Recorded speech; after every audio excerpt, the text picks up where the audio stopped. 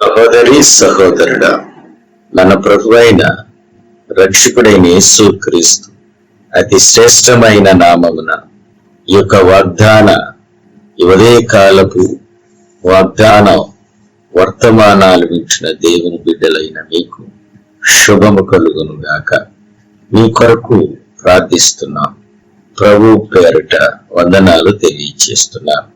విశేషముగా మీరంతా దేవుని కృపలో వాక్యం ద్వారా బలపడుతూ ఒక ఆశీర్వాదకరమైన అనుభవంలో వెళ్ళాలని, ఆ విధంగా మీ కుటుంబాలు వర్ధిల్లాలని మానక మీ నిమిత్తం ప్రార్థన చేస్తూ ఈరోజు ఈ వాగ్దాన వాక్యాన్ని మీకు జ్ఞాపకం చేస్తున్నాను. దేవుని వాక్కు మనల్ని గద్దిస్తుంది, ప్రేమిస్తుంది, ఆశీర్వదిస్తుంది.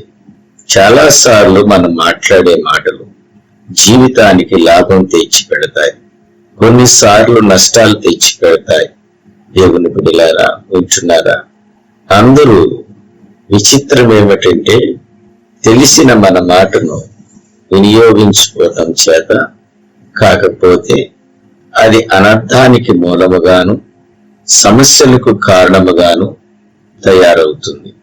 కుటుంబాలలో ఎక్కువ భాగం దీనివల్ల ఇబ్బందులు ఎదురవుతాయి. కీర్తనాకారుడు 39వ కీర్తన మొదటి వాక్యములో ఇలాగ రాసి పెట్టాడు. ఆ వాక్యం ఏమిటంటే, నా నాలుకతో పాపము చేయకున్నట్లు నా మార్గాన్ని జాగ్రత్తగా చూసుకుంటూ భక్తిహీనులు ఎవరైనా నా ఎదురుగా నిలబడినప్పుడు నా నోటికి చిక్కం పెట్టుకుంటున్నాను. విన్నారా?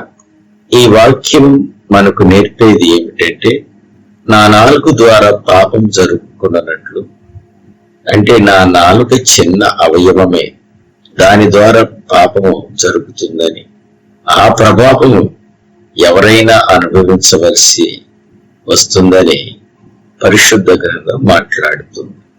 ఈ శుభవేళ ఈ మాటలు వింటున్న దేవుని బిడ్డలారా, నాలుక చిన్నదే గాని వినియోగించుకోవడం చేత అయితే శత్రువు లేకపోతే మిత్రుడుగా మార్చగలుగుతుంది.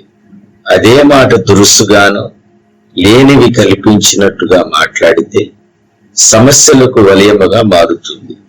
చిక్కు సమస్యలు చేత ఇబ్బంది పాలవుతాం. ఈరోజు మీతో ఖచ్చితంగా చెప్పగలిగిన మాట ఏమిటో తెలుసా? నోటికి కాపుదల ఉన్నవాడు జీవితాన్ని కాపాడుకుంటాడు, సమస్యల నుండి బయటపడతాడు. అందుకే కీర్తనాకారుడు అంటున్నాడు, నా నాలుగుతో పాపము జరగకూడనట్లు చేయకూడనట్లు అంటున్నారు. లేనివి కల్పించకుండా, విరోధంగా చెడ్డ మాటలు పలకకుండా, సంబరపడి చప్పట్లు కొట్టేవాళ్ళు ఉండవచ్చేమో గాని ప్రమాదకరముగా అది మారుతుంది. అంటే ఉన్నదానిని పలికితే సత్యము, లేని దానిని పలికితే పాపము. ఈ సత్యమైన మాట పలకాలి. ఒకటికి విరోధముగా మాట్లాడిన తర్వాత వాళ్ళ హృదయాలు బద్దలై గాయపరచబడితే ఆ పరిస్థితుల ప్రభావం ఎంత దారుణముగా ఉంటుందో మీరు గమనిస్తున్నారా? బైబిల్లో మృదువైన మాట కోపమును చల్లార్చును. తన ఇంటిలో కోపిష్ఠులు ఉంటారు, తొందరపాటుగా ఉంటారు, అబద్ధాలు చేసుకునే వాళ్ళ సంఖ్య ఎక్కువగా ఉంటుంది. కానీ దేవుని ఎరిగిన బిడ్డగా నీవు నీ నోటి మాటను కాపాడుకుంటే నిన్ను కాపాడుకుంటావు, నీ ఇంటి వారిని కాపాడుకుంటావు. సాతానుకు చోటివ్వకుండా దేవుని బిడ్డలారా నువ్వు భద్రపరచబడతావు. మరి అట్లాంటప్పుడు మాటలు ఎలా ఉండాలి? చాలా సార్లు మనం అనుకుంటాం జాగ్రత్తగా మాట్లాడుదామని. మనిషికి ఆవేశం ఎక్కువైన సంఘటన జరగగానే భయంకరంగా మాట్లాడటానికి నోరు తెరుస్తాం. అట్టి నోటిని అదుపు చేసుకోవడం అనేది దేవుని కృప ద్వారే జరుగుతుంది. దేవుని బిడ్డలారా, పైనుంచి జ్ఞానం వస్తుంది. ఆ జ్ఞానాన్ని దేవుడు ఇస్తే ఆ ఆత్మ వల్ల కలిగే జ్ఞానం వల్ల మృదువుగాను ఇతరులతో మాట్లాడేటప్పుడు గౌరవంగాను మాట్లాడటానికి వాక్శక్తి ఉంటుంది. ఈరోజు మీ అందరికీ ఒక సేవకునిగా చెప్పగలిగిన మాట, ప్రతి ఇంటిలో కన్నీళ్లు ఉంటాయి, ప్రతి ఇంట్లో సమస్యలు ఉంటాయి.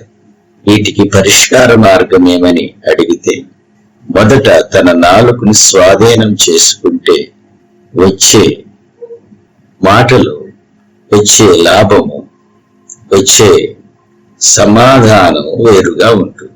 దేవుని బిడ్డలారా, ఈ నాలుకను స్వాధీనం చేసుకోకుండా ఉంటే నువ్వు మాట్లాడే ప్రతి మాట బాణముగా ఒకరిని గాయపరుస్తాయి. ప్రశాంతంగా ఉండాలంటే నోటికి కళ్ళెం పెట్టుకుంటే బాగుంటుంది.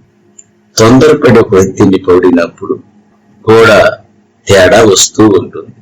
నేను చెప్పగలిగిన మాట, మన మాటలు జాగ్రత్తగా వినియోగించుకుంటే బాగుంటుంది. కనుక ఈవేళ మీతో నేను చెప్పగలిగిన ఖచ్చితమైన మాట ఏదైనా ఉంటే, సత్యము పలకండి. లేనివి కల్పించబడకుండా అవసరముగా జీవితాన్ని, ఒకవేళ నువ్వు లేనివి కల్పించుకుంటే అనవసరముగా జీవితాన్ని సుడిగుండాల పాలవుతుంది. దేవుని బిడ్డలారా, ఇరుకులు తీర్చుకుని ఇబ్బందులు పాలు కాకుండా మీరు కాపాడబడితే బాగుంటుంది. అట్టి కృప నా ప్రభువారు మీ అందరికి అనుగ్రహించునుగాక. మీ ఇల్లు పరలోకముగా, మీ ప్రయాణం వర్ధిల్లించుతూ సమాధానముతో సంతోషాలతో కొనసాగగలరు. అట్టి కృప మీకు నాకు దేవుడు వాక్కు ద్వారా, నోటికి కళ్ళెం పెట్టుకోవటం ద్వారా దయచేయునుగాక. ప్రార్థన చేసుకుందాం. కళ్ళు మూసుకుంటాం. మోకరించగలిగిన వారు మోకరిద్దాం. కృపా సత్య సంపూర్ణుడా, ఆశ్చర్యకరుడా, ఆలోచనకర్త, బలవంతుడైన దేవుడా, నిత్యుడగు తండ్రి, సమాధానపతి, నీ కొందనాలు. అపారమైన మీ ప్రేమ కొరకు ధన్యవాదాలు. రాత్రంతా కాచి కాపాడారు, మీకు స్తోత్రాలు. మాకంటే యోగులు, భక్తిపరులు, శ్రేష్టమైన వారు ఈరోజు చూడలేకపోయారయ్యా. ఈరోజు అపారమైన నీ ప్రేమ, నీ కృపలో మాకు ఈరోజు అనుగ్రహించినందుకు వందనాలు. ఈ రోజంతా నీ కృపాక్షేమంలో మమ్మల్ని నడిపించండి అయ్యా. తండ్రి, నోటి మాటలు కాపుదలగా ఉండాలని, అది జీవము సత్యము పలికేదిగా ఉండాలని, ప్రేమతో నిండిందై ఉండాలని అయ్యా. మమ్మల్ని ప్రభువా మీరు అలాంటి సత్యములో స్థిరపరుస్తూ సత్యమే మాట్లాడే కృపను ఆ కుటుంబాలకు అనుగ్రహించమని, మీ బిడ్డలుగా తండ్రి వారు చేస్తున్న ప్రభువైన వ్యాపారాలను, ఉద్యోగాలని, వ్యవసాయాన్ని, వారందరికీ క్షేమము, ఆశీర్వాదము, కృప, అందరికీ రక్షణ భాగ్యం కలగాలని ప్రార్థన చేస్తున్నాను. మంచి ఆరోగ్యం దయచేయండి. రోజంతా ప్రార్థనతో నడిపించి ప్రభువా, ప్రార్థన ఆత్మతో నడిపించి నీ రాకడ కొరకు సిద్ధపరచండి అని యేసుక్రీస్తు దివ్య నామములో అడిగి వేడుకుని ప్రార్థన చేయుచున్నాను పరమ తండ్రి. ఆమేన్. తండ్రి యొక్క ప్రేమ, కుమారుని యొక్క కృప, పరిశుద్ధాత్మిక నేను సహవాసం అనుకున్న సకల పరిశుద్ధులకు సదాకాలం తోడండి నడిపించునుగాక. ఆమేన్. సహోదరి, సహోదరుడా, ఈ ప్రార్థనలు మీకు ఆశీర్వాదకరముగా, దీవెనకరముగా ఉంటే ఈ వర్తమానాల ద్వారా మీరు పొందిన మేలును కామెంట్స్ రూపంలో తెలియచేయండి. మీలో చాలా మంది ఈ ఛానల్ ని సబ్స్క్రైబ్ చేసుకుంటూ అనేక మందికి షేర్ చేస్తున్నారు. దేవుని పరిచర్యలో మీరు కూడా పాలిభాగస్తులవుతున్నందుకు మీకు ప్రత్యేక వందనాలు తెలియచేస్తూ దేవుడు మిమ్మలను, మీ కుటుంబాలను బహుగా దీవించునుగాక. ఆమేన్. God bless you.